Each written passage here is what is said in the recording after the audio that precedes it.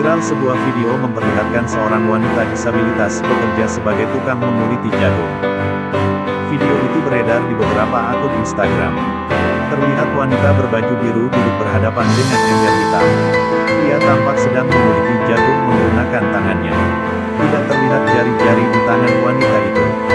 Ia menggunakan bantuan lututnya untuk membantu membolak-balik jagung.